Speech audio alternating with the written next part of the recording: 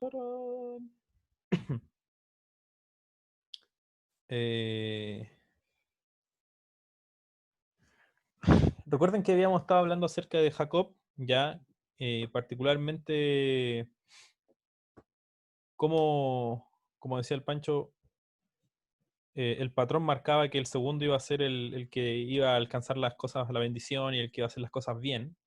Pero en este caso el segundo de partida se presenta como un punto en el que no hay retorno, o sea, en el que eh, todos son entregados a la maldad. De hecho, Jacob alcanzó la primogenitura a través de engaño, a través de mentir, de suplantación de identidad, de todas las puras acciones malas.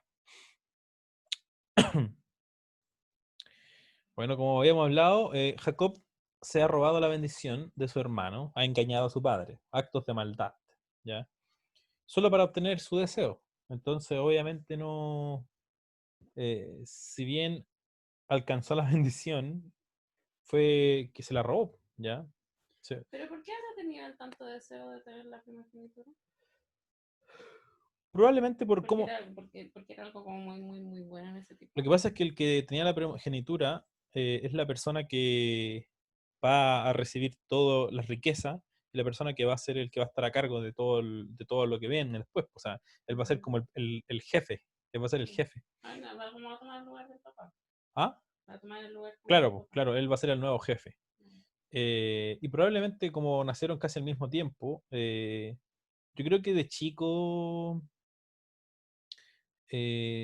no sé, hay niños que tienen deseos de que nacen nomás, po, y probablemente el deseo de él siempre decía, pucha, mi hermano, ¿cómo es?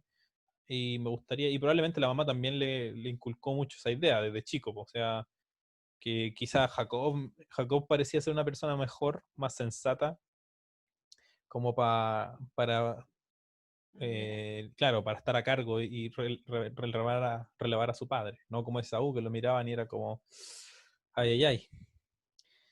Eh, O sea, en un mundo en un acto, o sea, en una vida de actos malos, particularmente los que mencionan aquí, que son para robarse algo, Dios es capaz de causar un resultado bueno, ¿ya? Detrás de todas esas cosas. O sea, a fin y al cabo, y Gracias. dentro de todo o sea, de acciones que provienen de la maldad por parte de Jacob, Dios termina siendo un resultado bueno y, y bueno, ocurre o sea, la mamá de Jacob le da la opción de que arranque, o sea, porque obviamente la mata, le dice hasta que se calme toda la cosa y después volví. Eh, y Dios demuestra que sigue siendo fiel a su promesa, a la promesa que le hizo a Abraham, respecto de lo que iba a usar con la simiente, y de cierta forma él escogió a Jacob, ¿ya? Eh, si bien Jacob hizo las cosas no muy bien, Dios igual terminó sacando un buen resultado de todo lo malo. Y lo interesante es que eh, se le dio la oportunidad a Jacob de redimirse.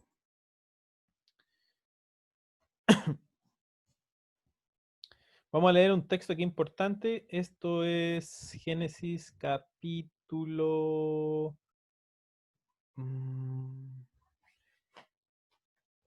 no me acuerdo qué capítulo era. Em, Génesis capítulo 28, versículo 10 al 17. Dice, y salió Jacob de Berseba, y fue para Harán. Recuérdense que le mandaron a que buscara una esposa por allá, a donde los familiares de la mamá.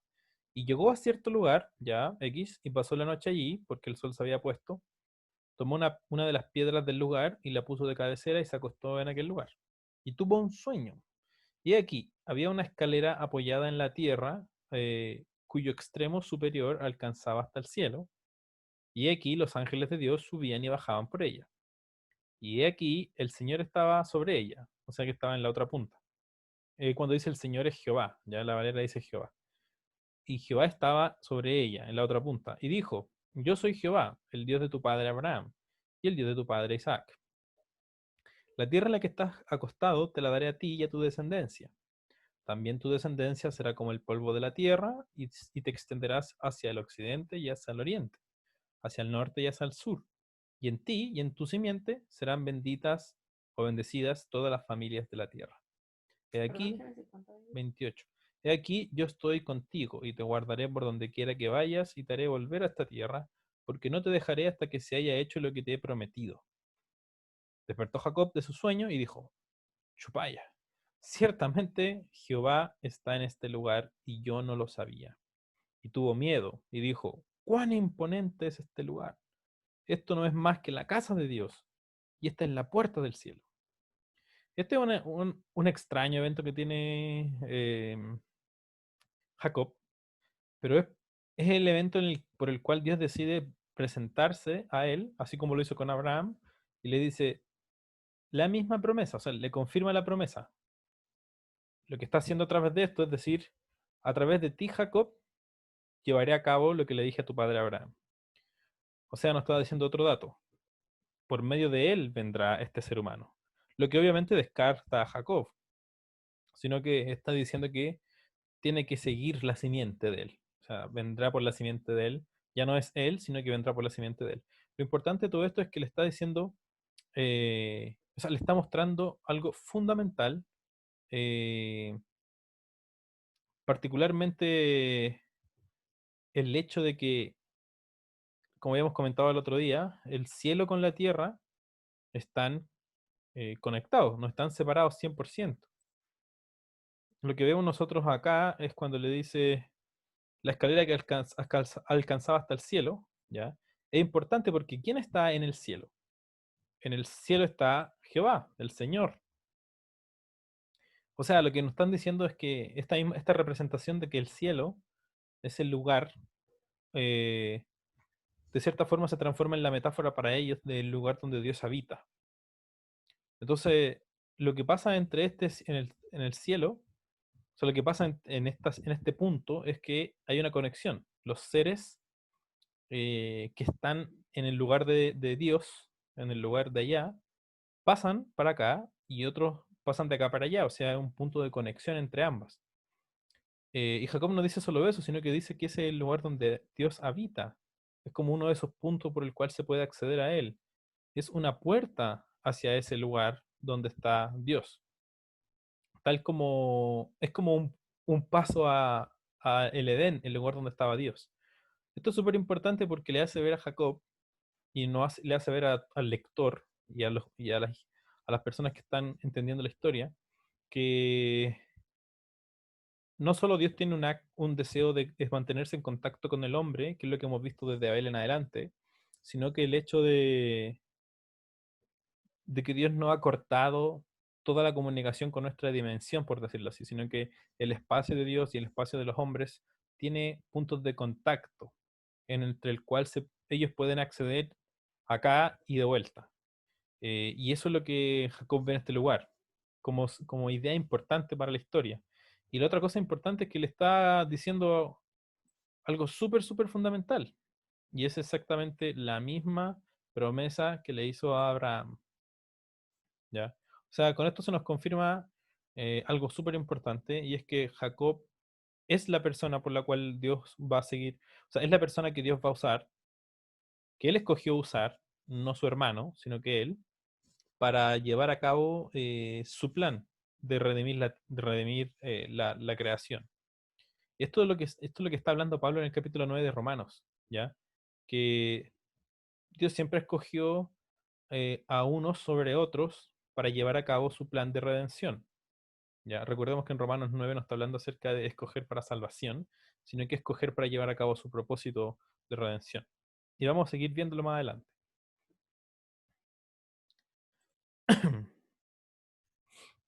Sigamos entonces con nuestro querido amigo Jacob. Interesante situación. Gabriel Silva. Jacob no es el ser humano que vencerá el mundo, sin duda, ¿ya? Pero este evento cambiará su vida en muchas formas. Es más, es a través de Jacob que la nación de Israel nace. Acuérdense que después, más adelante, les cambia el nombre a Israel. Luego de casarse con Lea y Rebeca, ¿ya? Jacob tiene a su hijo eh, Ujú. José, pero este no se casó con... Ah, Luego de casarse con Lea y Raquel, ya que son las mujeres bueno, él peleó 7 años, o sea, trabajó 7 años por Raquel, pero lo engañaron, ¿ya?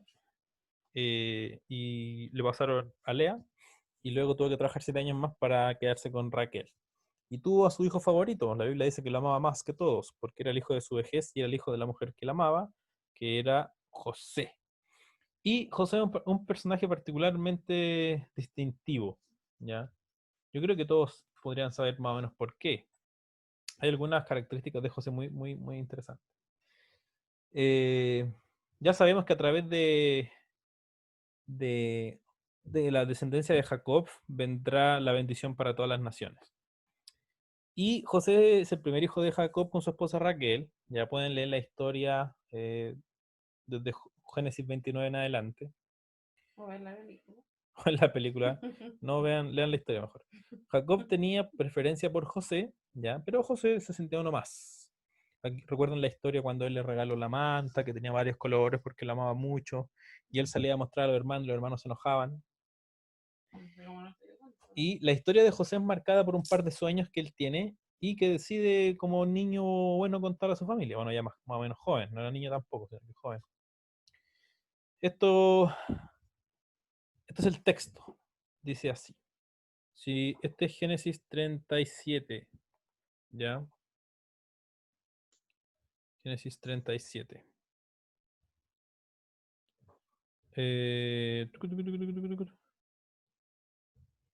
Versículo 5. Y José tuvo un sueño, y cuando lo contó a sus hermanos, ellos lo dieron aún más. Chuta. Este fue el sueño. Ah, miren, les voy a decir una cosa importante. Este texto que está aquí nos va a servir, esto es nota aparte, ya, esto es momento del dato importante. Dato rosa. O sea, esto es un dato rosa muy bueno. No sé qué lo vamos a hacer con color rosa. Miren lo que dice el versículo 5, ¿ya? Y José tuvo un sueño y cuando lo contó a sus hermanos, ellos lo dieron aún más. Y después vamos a poner lo que sigue. Y él les dijo, os ruego que escuchéis este sueño que he tenido. ¿Ya? Y aquí salta la pregunta. ¿Cuántos sueños hay en estos dos versículos? ¿Uno o dos?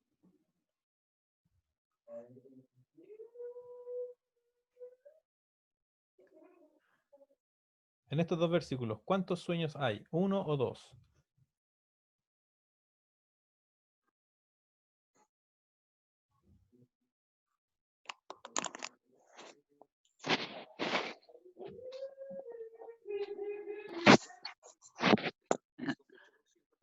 Dos, ¿Son dos sueños o un sueño? dos, pues. Aquí tenemos una persona que dice dos. Pero es que lo que pasa es Yo que digo son dos que sueños, pero que significan lo mismo. Según la lógica del capítulo, o sea, del versículo 5 debiera ser un sueño porque dice, este sueño que he tenido. Claro, entonces sería un sueño o dos sueños. yo digo uno. Uno. Apuesto por uno. Todo lo que tengo. Ya. Bueno, lo que estoy haciendo aquí quiero mostrar un pequeño ejemplo, ¿ya? Obviamente el sueño es uno, ¿ya? Es un solo sueño. Pero si uno lee el versículo 5, dice, y José tuvo un sueño y cuando lo contó a su hermano, ellos lo dieron aún más. Si nosotros analizáramos esto como que fuera cronológico, entonces después de que les contó el sueño y ellos lo dieron más, tendría que venir esta siguiente historia, que sería, y él les dijo, les ruego que escuchen este sueño que he tenido. O sea, ya les contó un sueño, si las dos historias, si el versículo 5 y el 6 fueran cronológicos, o sea, si viniera primero el versículo 5 y después de que terminó el versículo 5 parte el versículo 6 como dos eventos diferentes, o sea, un evento sería eh, todo lo que está aquí, todo esto representaría un evento. José tuvo un sueño, se lo contó a los hermanos y los hermanos lo dieron mucho más. Y después pasó otro evento y José les dijo, oigan, escuchen este otro sueño que he tenido, escuchen este sueño, como que fuera otro evento, otro sueño. ¿Por qué digo esto? Porque este es un ejemplo muy importante de cómo cómo escribe el escritor de Génesis. No sé si alguien se da cuenta a qué se parece estos dos versículos. Obviamente el versículo segundo no es una continuación del primero, sino que es una explicación Cuando del primero. explican la creación. Génesis 1:1 y Génesis 1:2. Exacto, es Génesis 1.1 y Génesis 1.2, ¿ya? Si una persona lee Génesis 1.1 y considera que Génesis 1.2 viene cronológicamente después de Génesis 1.1, tendría que pensar lo mismo acá, ¿ya? Y que el primer sueño fue este y el segundo sueño fue el otro, porque es exactamente la misma estrategia. Lo que pasa aquí es que todo lo que aparece en rosado, ¿ya? Es una cláusula, es una idea, ¿cómo se dice? Voy a poner todo esto que está en morado aquí. Espérame, todo esto en morado acá. Es un resumen de la historia, ¿ya? Es una encapsulación introductoria, como le dicen los expertos. Pero es un resumen de la historia. O sea, él tuvo un sueño, se lo contó y los hermanos lo odiaron más. Y después, lo que pasa del versículo 6 hasta el 8, que está en morado, es la explicación de lo que pasó. O sea, eso es súper importante porque es lo que pasa en Génesis 1.1 y después en Génesis 1.2. Lo pongo como un dato rosa porque es algo súper consistente en el libro de Génesis. Entonces, eso nos va a dar pistas de cómo es que el escritor obviamente presenta su historia. Fin del dato rosa. Vamos. Entonces, el sueño que tuvo fue el siguiente, ¿ya? Que estaban recogiendo las gavillas y las gavillas de todos los hermanos se ponían alrededor de la de él y se arrodillaban, se inclinaban. Y ojo con esta palabra, por favor, grábense esta palabra. ¿Qué palabra hay que grabarse? Se inclinaban, ¿ya? Y los hermanos les dijeron, ¿acaso reinarás sobre nosotros? O sea, ¿qué significa? ¿Cómo interpretaron ellos eso? Que se ¿Cómo el inclinara. más chico se va No, pero ¿qué interpretaban eso de que las gavillas se inclinaran? O sea, ellos supieron al tiro que significaba a madurar? que ellos se estaban inclinando delante de él. Y dicen, ¿acaso tú vas a reinar sobre nosotros? ¿Te vas a enseñorear sobre nosotros? Y lo odiaron aún más por causa de sus sueños y de sus palabras. Pero tuvo otro sueño. Y se lo contó a los hermanos. Y les dijo, tuve otro sueño. Y dice, el sol y la luna y 11 estrellas se inclinaban ante mí. ¿Ya? De nuevo, se inclinaban ante mí. Y se lo contó a su papá y a su hermano. Y su padre le dijo, ¿qué es este sueño que tuviste? ¿Acaso yo, o sea, el sol, tu madre, la luna, y tus hermanos, las 11 estrellas, vendremos a inclinarnos hasta el suelo ante ti? Fíjense lo interesante, o sea, claramente el sueño que tiene José tiene un patrón, ¿ya? Que sus hermanos, su familia, se inclinará delante de él. Como, de hecho, incluso usan el vocabulario de reinar sobre los demás. O sea, él va a ser el que reine sobre los demás, ¿ya? Importante. Lo más chistoso es que el día de hoy tenemos un giro de guión muy, muy grande, que todos van a decir, no, porque así también lo pensé yo. Porque ustedes creen que va para un lado la cosa, pero no va a ir para allá. Sorpresa, sorpresa. Bueno, sigamos. Los sueños de José, de cierta forma, apuntan hacia el propósito de la vida de él. ¿Que cuál será el propósito de la vida de él? Que eventualmente su familia se arrodillará y él estará por sobre ellos. O sea, va a llegar un punto en el que sus hermanos y su familia se arrodillará delante de él y él estará sobre ellos, exaltado por sobre ellos. Será como el señor de ellos en ese sentido. Obviamente todos los que conocemos la historia sabemos que eso pasó, pero como que toda la vida de José apunta a eso. ¿Ya? Y esto es un pequeño resumen de la vida de José. ¿Ya? Sus hermanos quieren matar a José, pero Judá interviene y le dice, no lo maten, no lo maten, ya no tenemos que hacer esto. Entonces lo metieron en un pozo vacío, después lo sacaron, lo vendieron a unos esclavistas y lo compraron en Egipto como un esclavo en la casa de Potifar. La mujer lo vio como el fruto prohibido, ya como deseable a los ojos, de buen parecer, pero él eh, no quiso aceptar. De hecho, era un esclavo que agarró, o sea, le tomaron harto cariño porque era una persona muy correcta, muy justa, pero esta mujer quería acostarse con él dijo que no, así que terminó en la cárcel de manera injusta, ¿ya? Pero es importante porque en la vida de José hasta el momento no ha hecho nada malo, o sea, él no se ha entregado a la maldad, ha sido súper honesto, justo, pero le ha resultado todo lo contrario. Terminó en la cárcel de manera injusta, pero se ganó el favor del carcelero y las personas ahí debido a que era muy justo. Y de hecho empezó a trabajar ahí como en la cárcel ayudando y todo. Estuvo bastante tiempo ahí. Y eventualmente, por el asunto de los sueños y la interpretación de los sueños, le interpretó los sueños al copero y al panadero, lo llevaron donde el rey, que tenía unos sueños y nadie podía interpretar y le estaban turbando la mente. Entonces él interpretó los sueños y no solo eso, sino que entregó consejos muy sabios respecto a qué hacer. Y dijeron, ¿saben qué? Pongan a este hombre aquí porque este hombre sabe, ¿ya? Este hombre realmente sabe. Así que José fue exaltado al segundo puesto más alto. Ya solamente el rey de Egipto tenía más autoridad que él. Después de los años hubo una sequía, hambruna, así que Jacob mandó a sus hermanos a buscar comida a Egipto, a su hijo, perdón, no a su hermano. Y la segunda vez, José se reveló a ellos, ¿ya? Y los hermanos se postraron ante él, luego de que Dios lo había exaltado. O sea, eso es súper importante porque al final la historia de José se cumple, que su familia, o sea, que él quedó exaltado y que su familia se arrodilló ante él, tal como en los sueños. Pero es súper importante porque José partió desde lo bajo, o sea, humillado a lo máximo. O sea, eh, él fue humillado al máximo por los hombres, pero Dios lo exaltó, ¿ya? Por sobre los hombres. Y particularmente por sobre sus hermanos, por sobre los de su nación. Y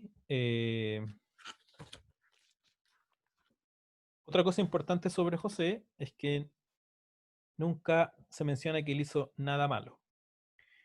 Hay un detalle interesante en la vida de José, ya que este es un detalle muy, muy interesante, muy totalmente que a uno se le pasa desapercibido.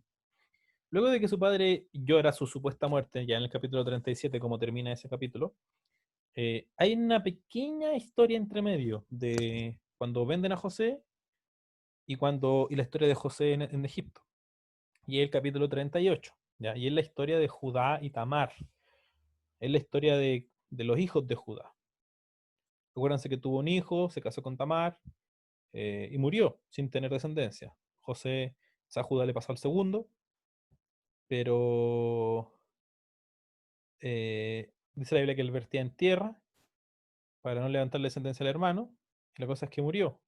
Y el otro hijo era muy pequeño y él le prometió que le iba a pasar al hijo cuando estuviera grande, pero cuando fue grande no se lo pasó y Tamar le dijo, oye, tú no me pasaste al hijo. Y él no se lo quería pasar porque se le morían, ya era como, Viuda negra. claro, o sea, habían muerto dos de sus hijos, los que se casaban con ella morían.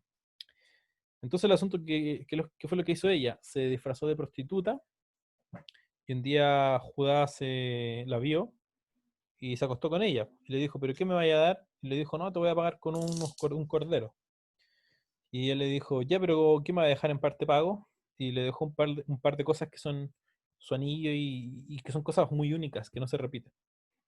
Entonces el asunto que después quedó embarazada, ¿ya? Y nunca le mandaron el cordero, entonces después se puso a funarlo, lo funó. Y dijo, funaba en Instagram, y le dijo, y dijo que, o sea, que que Judá le debía su pago, y le dijeron, no, si esa prostituta no tiene nada que ver y todo. Y claro, después dijo, no, pero yo estoy embarazada y de quién sean estas cosas el papá, pues si estas me las pasó en parte pago. Y eran de Judá, y Judá dijo, bueno, la verdad que ha sido más justa que yo, Tamar y todo. Lo loco de la historia es que tiene un solo propósito, un detalle muy fundamental, y es que nos quiere mostrar la continuación de la descendencia de Judá. Porque hasta el momento Judá no tenía descendencia, ¿ya? Que aparentemente no tiene ningún sentido porque Judá no es el primogénito es Rubén, y después viene Simeón, y después viene Leví, ¿ya? Y después viene Judá. Entonces como que da lo mismo la descendencia de Judá. ¿Da lo mismo la descendencia de Judá? Bueno, Ya lo verán. pasa esa historia que es como raro, pero en fin, ya. O sea, el propósito de la historia es mostrarnos que Judá sí iba a tener hijos. Luego de la historia, nos encontramos con la historia completa de José, ¿ya? Y la pregunta sale la siguiente: ¿será José el ser humano que venza la maldad? Sin duda es el personaje que más ha resistido la maldad. De hecho, no se menciona ningún acto malo de José en toda su historia. ¿Por qué será esto? Y eso es súper importante. De todo el libro de Génesis, José es el hombre más hombre, semilla de la mujer de todos. Porque no hace nada malo. Y todo lo hace por temor a Dios. Literal. No hace nada malo. O sea, no se menciona nada malo, porque obviamente eso es lo que quiere mostrar el escritor. Entonces nos dice, este sí que es el que ha vencido la semilla de la maldad.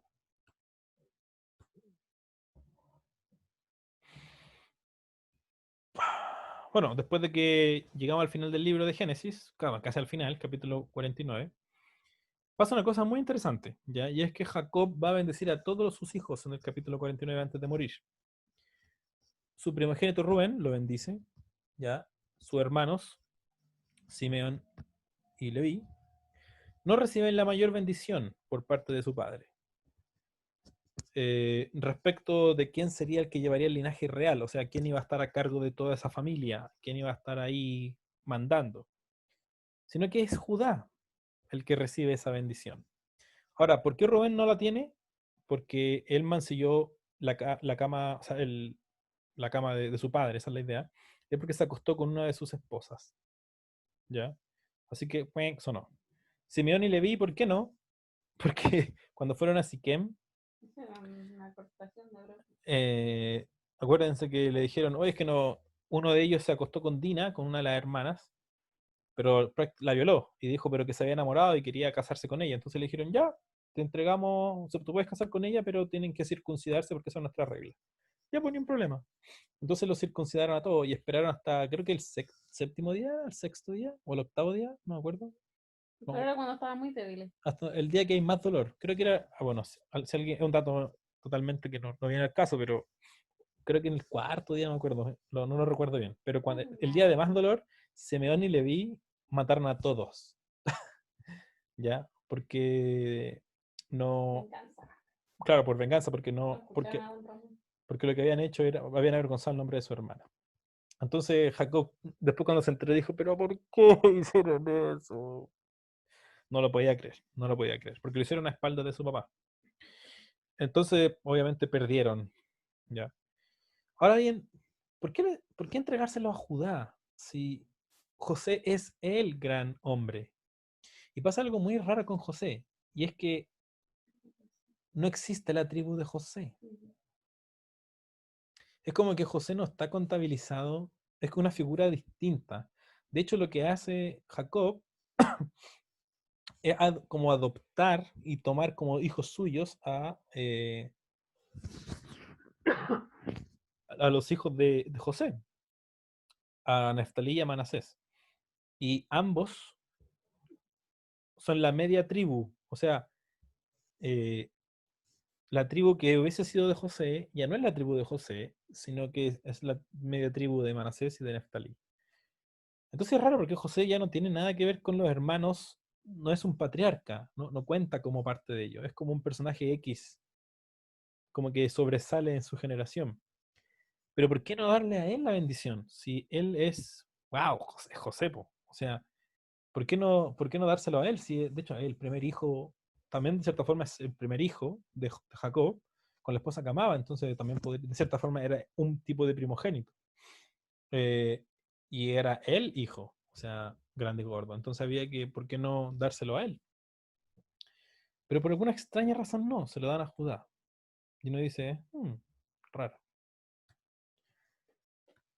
Se acostó con el otro. Vamos a ver el texto. Dice, esta es la bendición que le da en el capítulo 49. ¿Ya? Judá, te alabarán tus hermanos. Tu mano es la cerviz, tu mano en la cerviz de tus enemigos. O sea que él siempre va a estar ahí con la mano en la... O sea que va a estar siempre sobre su enemigo. Los hijos de tu padre, y fíjense el vocabulario, se inclinarán ante ti. Hmm, hmm. ¿Recuerdan que les dije que memorizaran eso? Bueno. Después le dice, cachorro de león, Judá. De la presa subiste, hijo mío. Se encorvó, se echó como león. Así como león viejo. ¿Quién lo despertará? Y después tenemos este vocabulario. No será quitado el cetro de Judá, ni el legislador de entre sus pies, hasta que venga Silo, y a él se congregarán los pueblos. ¿What? ¿Qué? ¿De qué se trata todo esto? Es raro. Bueno, después continúa un poco la bendición, pero vamos a hablar de esto. Hay dos cosas súper importantes aquí y ambas están relacionadas.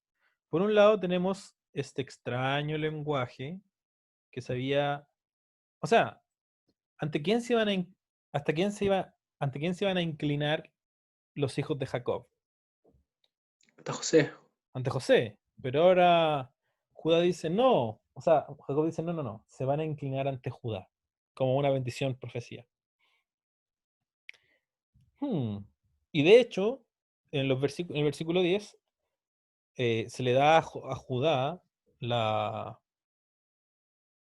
bendición de que él va a ser, o sea, él y su descendencia estarán a cargo. Y dice, nunca dejará de haber un rey que venga de ti. Nunca. Hasta, o sea, siempre va a haber un rey de tu descendencia entre tus hermanos, hasta que venga Silo. Y cuando venga Silo, todos los pueblos se congregarán a él. O sea, todas las naciones serán reunidas en él. Ahora, el término Silo es bien raro porque aparece súper poco. Probablemente su raíz es Salad, pero la traducción que la mayoría de los expertos llegan tiene que ver con que, o sea, se podría traducir como de esta forma. Suspenso. A ver, pero hagamos un juego primero. O sea, no un juego, pero...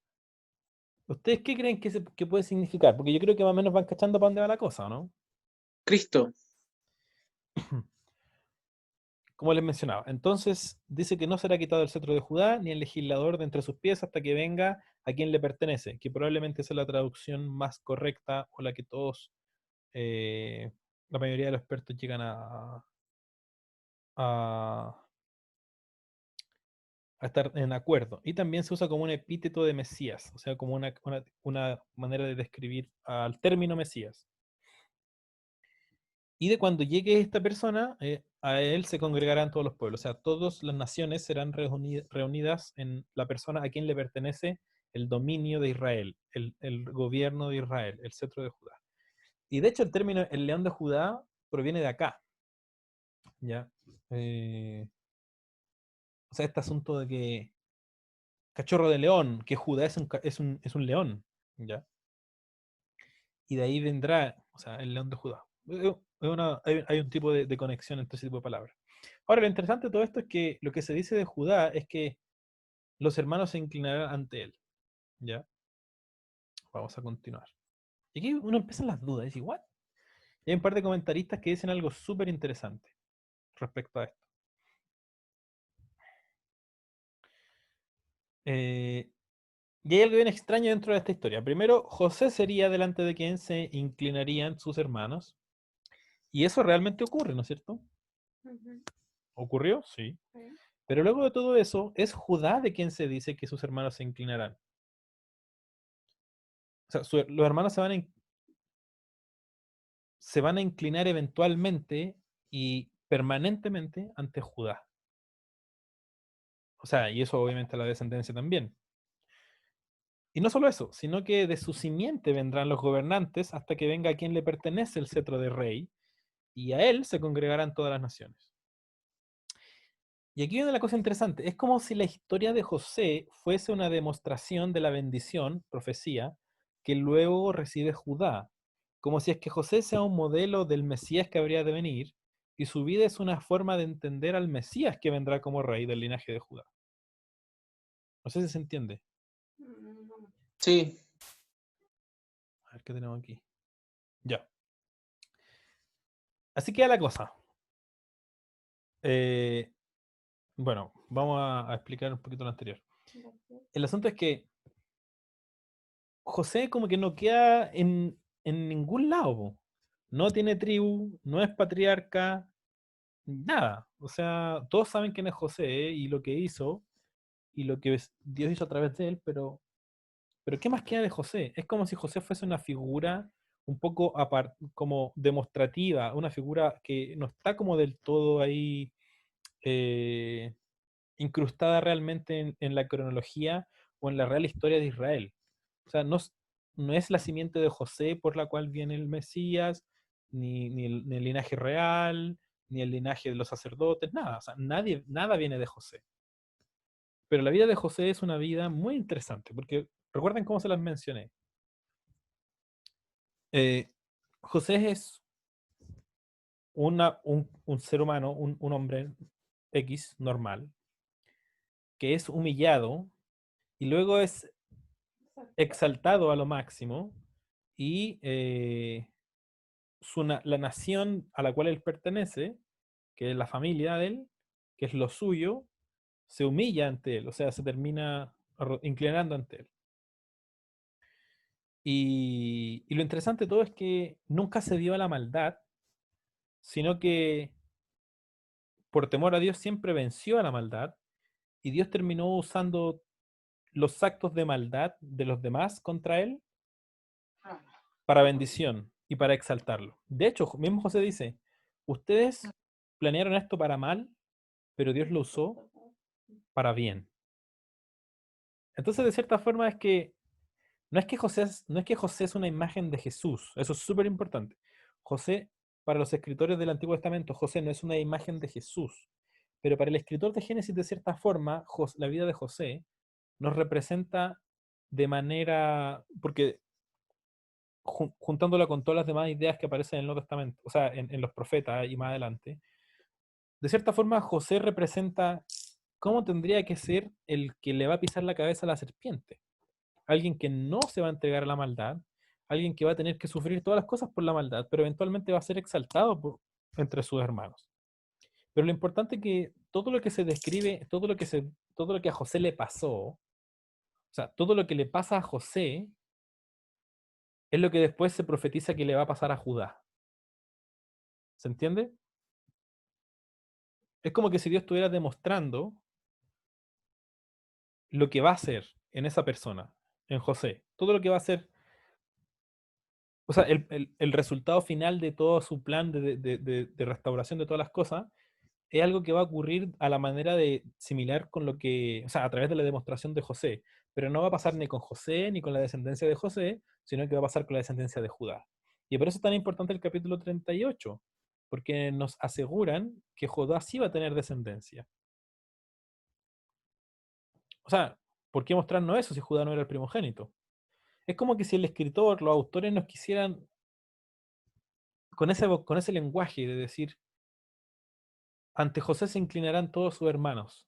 O sea, José, que no es el mayor de los hermanos, no es en ningún sentido el mayor de nada, pero sí es el amado por el Padre y el preferido del Padre, será humillado a razón por los hermanos, por su propia eh, familia, por su propia, eh, no sé cómo se dice, por su propia kinship, por su propia What did you do? kinship, por su propia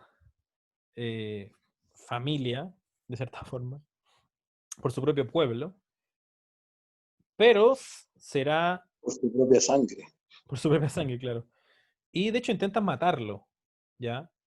Pero bueno, Judá interviene y no lo matan y terminan siendo exaltado sobre los demás. Pero lo interesante es que eso no le pasa, o sea, eso pasa ahí y ya. Y aparte su vida fue totalmente entregada, o sea, el resultado de su vida fue que la exaltación que tuvo fue porque todo el tiempo tuvo temor y nunca se entregó a la maldad. Pero es una figura X que está ahí, pero lo que hace él no tiene ningún impacto en nada del pueblo después. ¿Es rebelde? Deme un segundo. Sino que todo lo que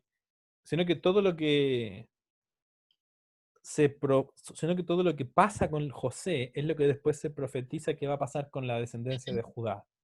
O sea, eventualmente vendrá uno por el linaje de Judá al cual se inclinarán todos. Y él será exaltado sobre todos los hermanos y él será el que estará a cargo de todos los hermanos. Entonces, de cierta forma, no es que José sea una imagen de Cristo, sino que una demostración de cómo sería eh, el que le va a pisar la cabeza a la serpiente. Prototipo. Mm. Ahora sí. Entonces, terminamos el libro de Génesis como con un embudo, esa es la idea. Al principio se nos dice en Génesis 3 que el que va a vencer la maldad es un ser humano, que nunca se va a entregar a la maldad. Después en Abraham nos dice que se va a ser un descendiente de Abraham. Después él tiene varios hijos, ya Ismael, Isaac y los que tiene con Sétura, pero no, sino que va a ser a través de Isaac. Isaac tiene 2 hijos, pero Dios confirma que va a ser a través de Jacob. Y Jacob tiene 12 hijos, pero se confirma que va a ser a través del cuarto, que es Judá. Pero no va a ser a través del que realmente nunca se entregó a la maldad, el que fue humillado y después exaltado, al cual se inclinaron los hermanos, sino que va a ser al cual realmente se inclinaron los hermanos, se van a inclinar los hermanos, que es Judá. Entonces, esa idea de que se van a inclinar los hermanos a alguien, Me parece a través que de cambia es para Judá, o sea, a la descendencia de Judá se inclinarán los hermanos porque de ahí vendrá el rey, o sea, el que esté a cargo de los hermanos, siempre será del linaje de Judá. Pero eso pasó una vez con José, y la vida de José representa al rey definitivo que vendrá del linaje de Judá. Entonces, como una cierta manera de representar y dar esperanza a las personas que están en cautiverio en Babilonia, y a los que están post-cautiverio también. Entonces, José parece ser una demostración de la vida de quien vendría y vencería la maldad, y a través de quien se reunirían todas las naciones, o a quien se reunirían todas las naciones. Entonces terminamos Génesis sabiendo que necesitamos seres humanos mejores. José es un ser humano grande, pero no pasó nada después de él. O sea, como que hizo algo genial, y uno dice, bacán porque ayudó a las personas que estaban en época de sequía y todo, pero después nos damos cuenta en Éxodo que al final termina llevándolos sin querer como a la esclavitud. Eh, pero de cierta forma, ¿cuál es cuál es el máximo efecto de José? Como que ¿cuál es el impacto real de José? Uno puede decir, no, que es una figura de Jesús. Ya hablamos que no es una figura de Jesús, porque los que escribieron la historia y como los que diseñaron la historia, o sea, los que diseñaron el texto narrativamente, los que decidieron cómo poner por escrito la historia, sin mentir obviamente, pero que escogieron el orden y las palabras para que llevar a cabo el propósito, no sabían cuándo iba a venir el Mesías, ni cómo se iba a llamar, ni nada, pero sabían que de cierta forma José es una demostración en vida de lo que después se le profetizó a Judá. O sea, que vendría, que constantemente a él se iban a inclinar sus hermanos y que iba a ser él quien iba a estar reinando siempre sobre sus hermanos. Acuérdense que los hermanos le dicen, ¿y qué? ¿Vas a reinar sobre nosotros? Como que le preguntan a José. Y claro, porque realmente él es la representación de lo que iba a pasar con la descendencia de Judá, y la descendencia de Judá iba a reinar sobre ellos, iba a enseñorear sobre ellos. Y eventualmente de ahí vendría el rey en el cual todas las naciones se iban a reunir de nuevo.